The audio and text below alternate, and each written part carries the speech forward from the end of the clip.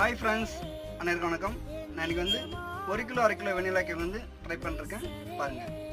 Thank you.